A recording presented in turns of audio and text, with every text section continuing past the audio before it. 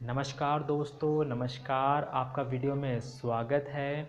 और आज इस वीडियो में हम बात करने वाले हैं कि हमें लाइफ में लोगों के फीलिंग इमोशंस के साथ में नहीं खेलना चाहिए।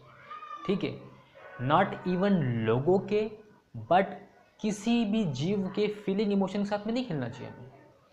और किसी भी इंसान को या किसी भी जीव को हमें पीड़ा नहीं पहुंचानी चाहिए, मतलब उसको पेन नहीं देना चाहिए किसी भी तरह से।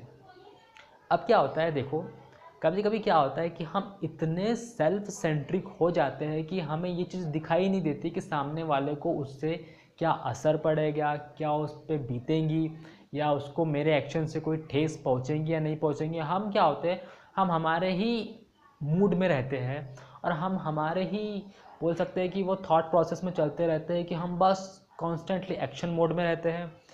उस एक्शन मोड से क्या होता है, कभी कभी बहुत ज़्यादा दिक्कतें हो जाती हैं ना। हमें वो चीज़ रियलाइज़ भी नहीं होती है कि हमने ऐसा कुछ किया है। ठीक है, और हमें ऐसा लगता है कि हम सही कर रहे हैं, बट एट द एंड हमें ध्यान देना चाहिए। तो हमें ये पता चलता है कभी कभी कि जो मेरा तरीका था वो गलत था। जैसा आप अपने बारे में सोचते हो या जैसा आपका पॉइंट ऑफ व्यू है काम करने का, ज़रूर नहीं वो सबका पॉइंट ऑफ व्यू हो। इसलिए जो लाइफ है इसमें पॉइंट ऑफ व्यू नहीं चलता है। जो भी आपको बोलते हैं, जो भी मोटिवेशनल स्पीकर्स बोलते हैं कि नहीं आपको ये थॉट रखना है, आपको इस पॉइंट ऑफ व्यू से देखना है, उस पॉइंट ऑफ व्यू से देखना है, वेल वो तो क्या है, एक प्रकार से आपको समझने के लिए बताया जा रहा है। ठीक है, इसका मतलब ये नहीं कि आपने अपनी लाइफ को पॉइंट ऑफ व्यू बना दिया और आपने अपनी लाइफ को खेल बना दिया।